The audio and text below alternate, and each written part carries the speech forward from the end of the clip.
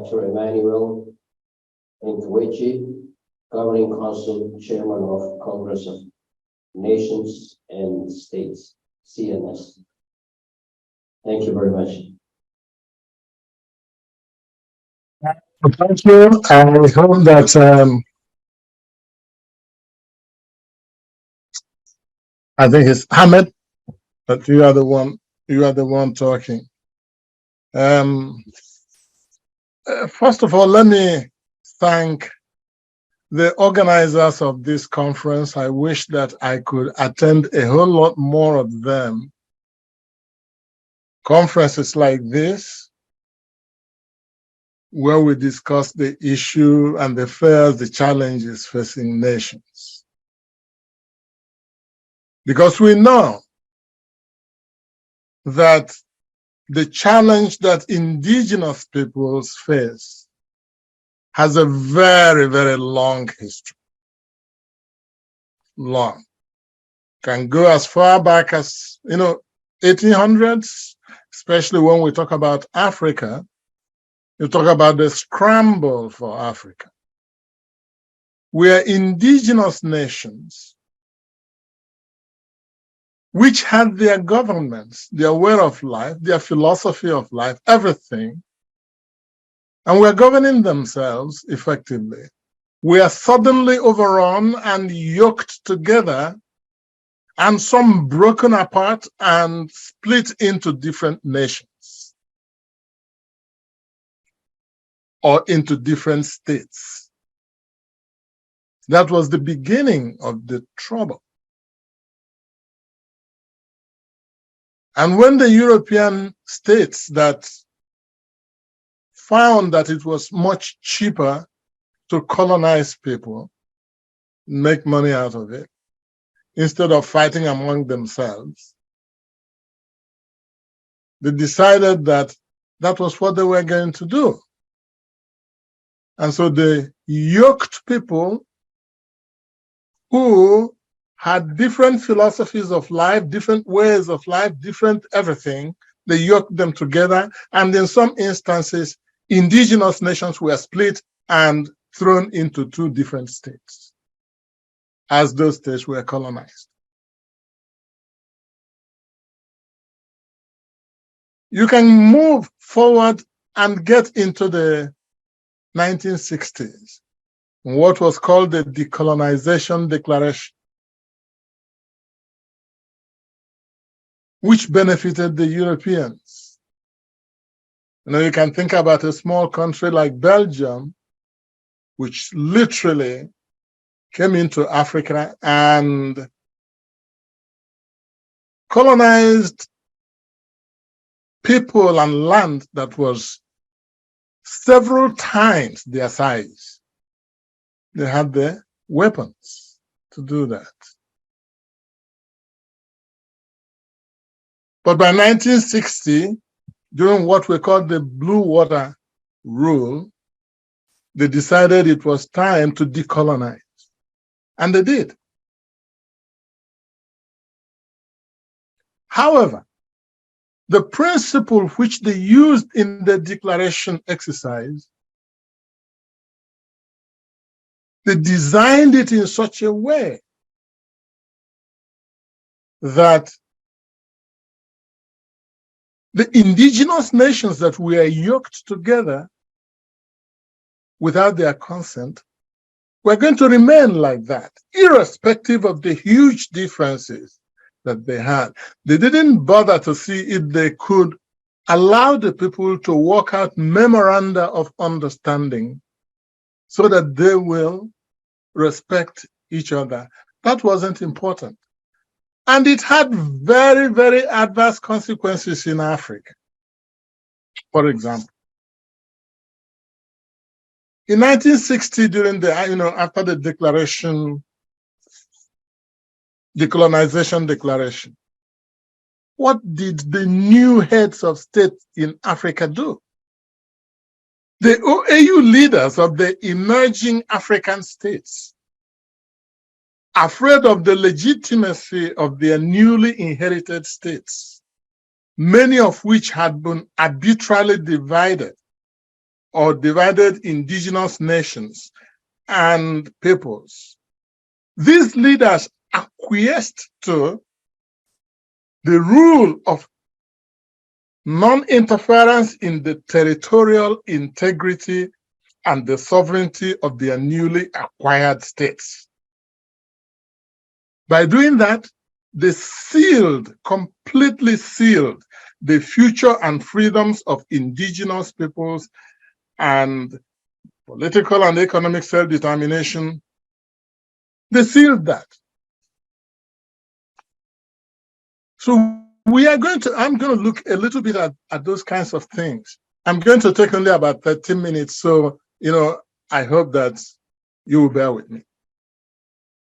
And so I start by saying, it is with great respect and deep sense of obligation that I present this short address to members of the Biafra National Congress, and by extension, the thousands of indigenous communities all over the world that are struggling to address the challenges of now living in a world in which contemporary states and indigenous peoples coexist in the same space and the same environment.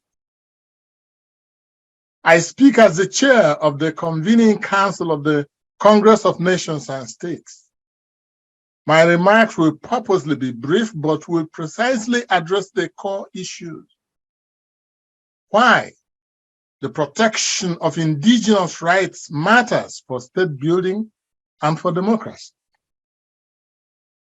The reason I'm doing this is because this point is at the core of the ideological origin and the existence of the Congress of Nations and States, CNS. It is our belief that if states and indigenous nations listen to and adopt the model articulated in the CNS Charter, then forge a constructive and enduring dialogue, as well as enforceable measures designed to prevent and peacefully resolve conflicts, enthrone mutual respect for all parties, reject wars, and embrace harmonious coexistence, the result will be a harvest of peace, stability, security, and prosperity for all. It is our reality today that several states, indigenous nations, and peoples share the same territorial and political space. We can neither wish it away nor militarize it off our reality.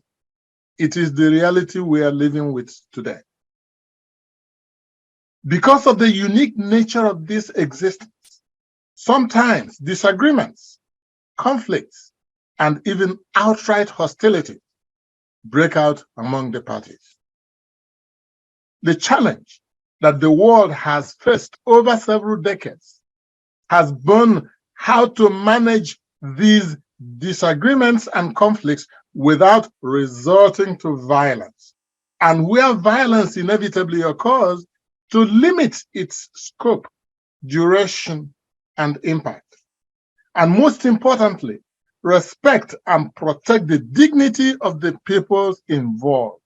And where violence has occurred and caused harm, to find mutually acceptable means of affording justice to the aggrieved and granting remedies for any harm caused in the process.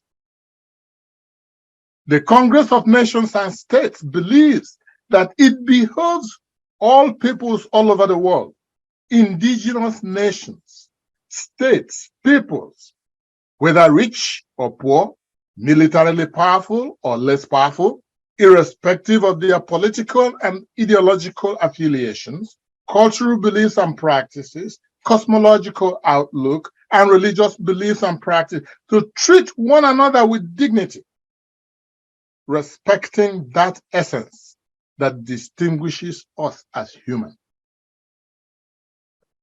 It is the acknowledgement of the absolute sanctity of our humanity and that of others that will propel us to recognize the validity of the diversity of the existence and the experience of others, whether that diversity be their skin color, hair texture, eye color, physiognomy, gender, language, religion, or cultural practices. The acceptance, acknowledgement, and respect of diversity of our human family is the cornerstone of the foundation of peaceful coexistence of the different shades and groups of our human family.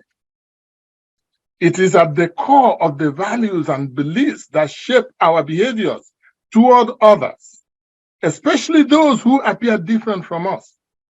It is a critical factor in our decision to engage other people respectfully and democratically, or to dictatorially treat them as less than human. Treat them with equity and fairness, or discriminate and subjugate them, and discuss and resolve differences, opinions, and claims respectfully and in a spirit of equality, or in extreme cases, conduct wars of attrition that often result in the slaughter of thousands and sometimes millions of people, destabilization of communities, peoples, and sometimes entire nations. Indigenous people's struggle for freedom has been long and hard. From external colonialism, which I mentioned a few minutes ago, to internal subjugation and sometimes even genocide. There are plenty of examples of that in Africa. World organizations, the United Nations, for example, have struggled to find solutions to the practice of the militarily strong has the right to overrun and devour the militarily less strong. However, a quick look at history will draw our attention to the reality that whenever a people are oppressed, subjugated, and denied their fundamental human rights, the zeal to resist never dies. Logically, it is understandable because human beings are created to be free. As a quick reminder, in December of 1960, the United Nations Declaration of the Granting of Independence to Colonial Countries and People, Resolution 1514, dubbed the Decolonization Declaration, granted people living under colonial control, but separated from their colonial power by water, something that was called the Blue Water or the Salt Water Rule, in Africa, Asia, and the Caribbean, the legitimate right to choose to be self-governing by associating themselves with an independent state, integrating into an independent state, or outrightly declaring their independence. That was their right, proclaimed in the declaration in 1960. This enabled numerous colonized peoples to declare their independence from mostly European colonial powers. That's why I mentioned what happened in Africa after that, declaration was passed. And new African heads of state found this weapon.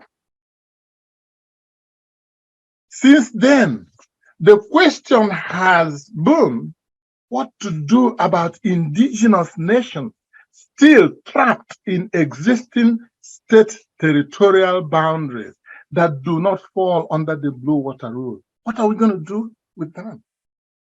Numerous efforts by representatives of Fourth World indigenous nations from about 1975 to the 1990s and to 2007 have resulted in the production of draft declarations to address this issue. In 1994, a United Nations working group produced and delivered to the United Nations Commission on Human Rights a draft declaration on the rights of indigenous peoples. Interesting. To redress the deficiency of the draft, which was submitted to this Commission on Human Rights, a handful of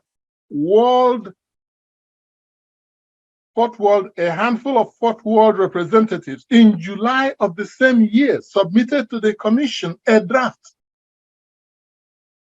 which was titled International Covenant on the Rights of Indigenous Nations. This covenant was meant to guarantee the right of political identity. Very important, political identity, economic prosperity, social stability, and cultural integrity to indigenous nations. However, on September 13, 2007, the United Nations General Assembly adopted a watered-down version of the United Nations Declaration on the Rights of Indigenous People. You can look it up. One of the major flaws of this declaration is that it denies indigenous nations the right to choose their own political future and status without state control. Think about that. Yes, you can talk about self-determination. You can talk about, any other things that you want to, but it has to be under state control. In essence, whereas the UN Resolution 1514, the Blue Water Rule of 1960, gave colonized peoples the right to freely seek and determine a different political status than that imposed on them by the colonial power.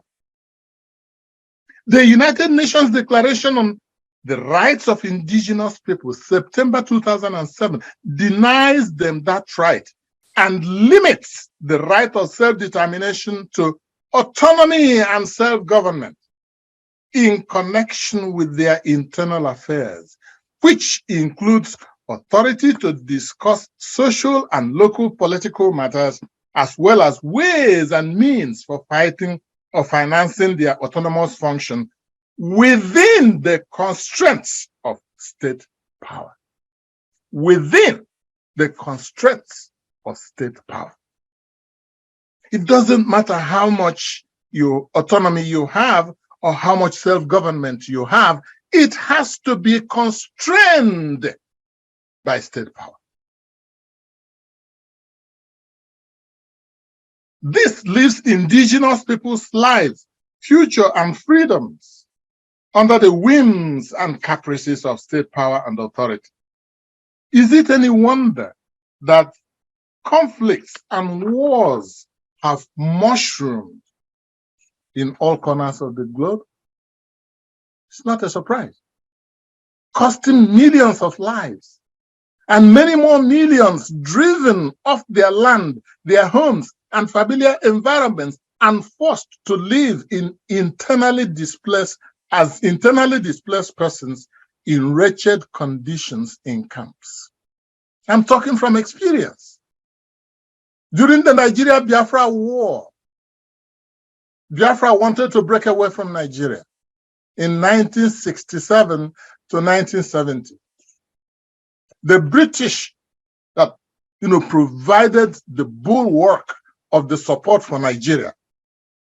The British Prime Minister, Harold Wilson, stated that it would be a good bargain if 1 million Biafrans were killed just to maintain the territorial integrity of Nigeria. Well, they did better than that because over 3 million children, babies, old women, old men were killed. Over 3 million. You don't hear about it now. But he wanted to do that simply to keep the territorial integrity of one country. That was in Africa.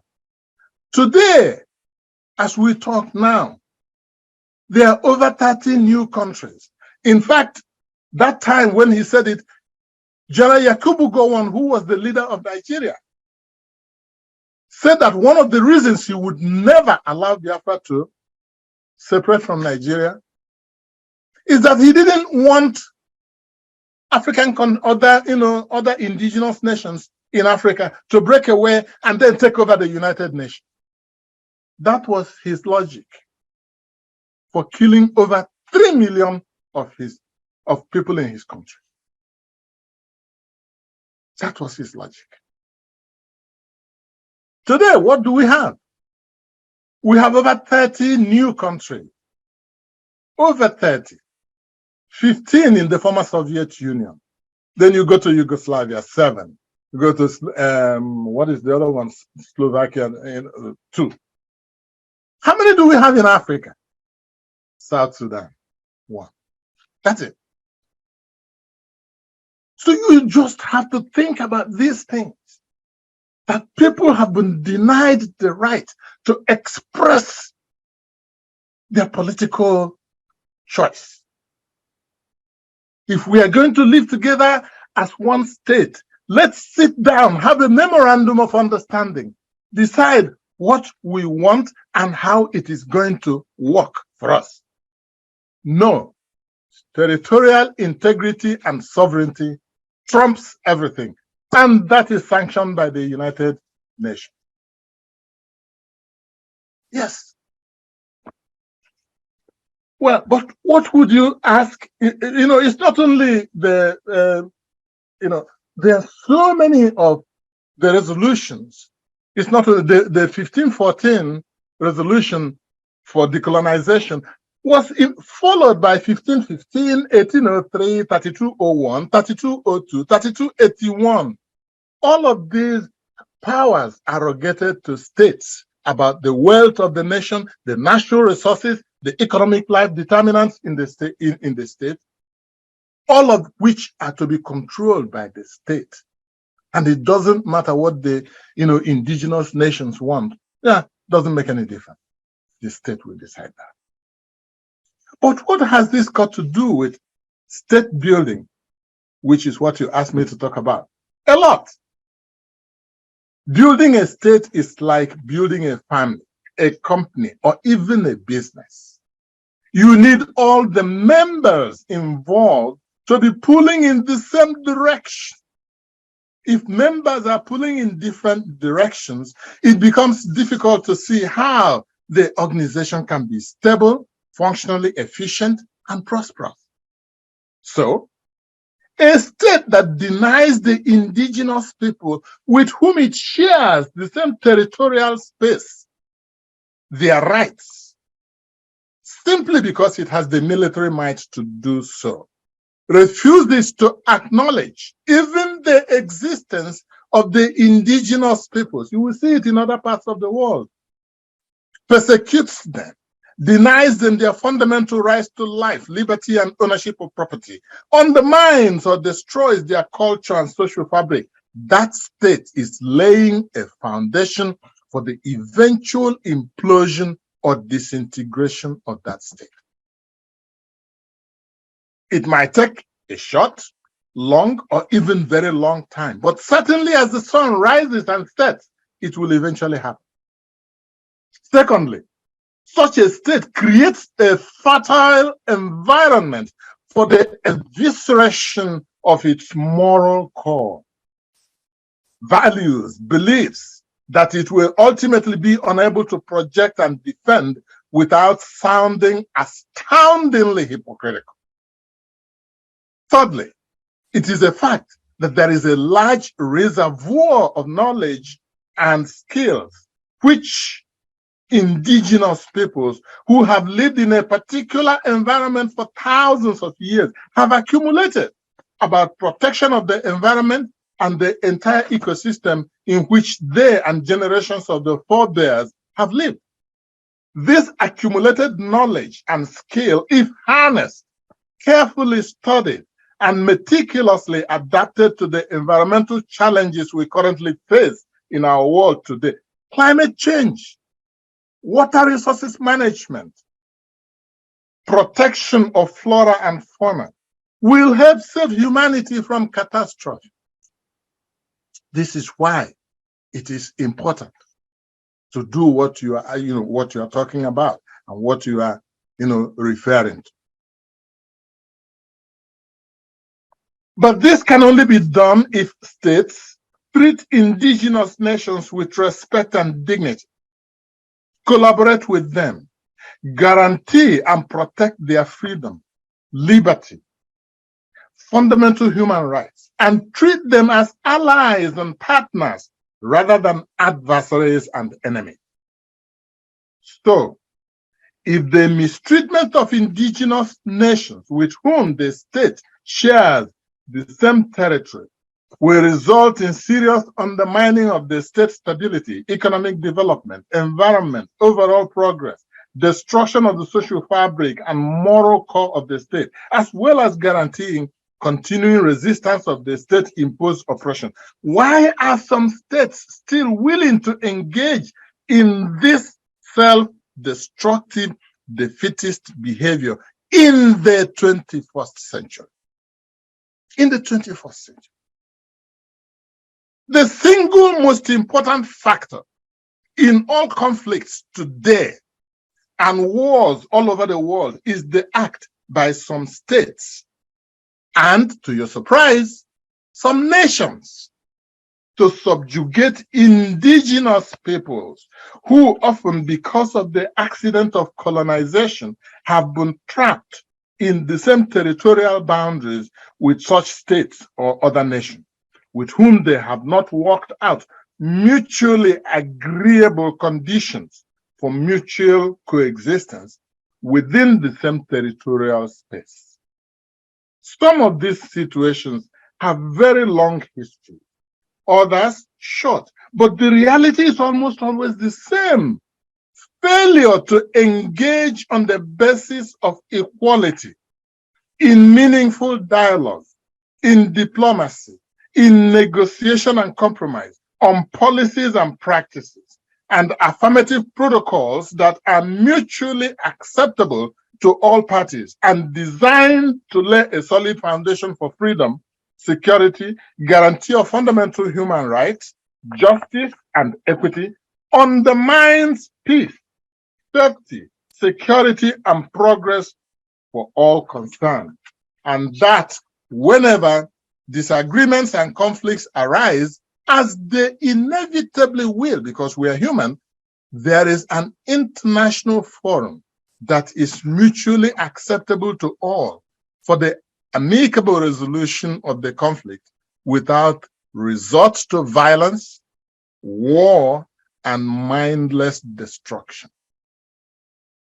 It is on the basis of these realities and facts that the Congress of Nations and States is appealing to the leadership of all nations, including your nation, states, peoples of the world, to, as a matter of urgency, join hands with it and adopt this paradigm shift as a basis for a new world order, a world in which the powerful and less powerful, nations, states, peoples coexist peacefully, and in the inevitable circumstance of disagreement and conflict, meet as equals, meet as equal partners to forge constructive and enduring dialogue and negotiation to peacefully resolve the issues, maintain harmonious coexistence, and eschew violence as instrument of conflict resolution and settlement of disagreements and disputes. It is our hope that this permanent and independent international body, the Congress of Nations,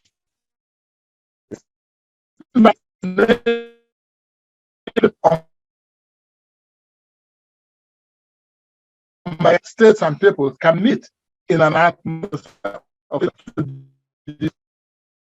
implement and affirm principles and commitments for constructive and peaceful relations. This new international body, the Congress of Nations and States, enjoins all states and nations throughout the world to join us in the pursuit of this lofty initiative, this noble ideal, this grand goal of pursuing peaceful coexistence between and among nations, states, and peoples, and the resolution of differences through dialogue, negotiation, and compromise, rather than violence and destructive war. Thank you for listening, ladies and gentlemen.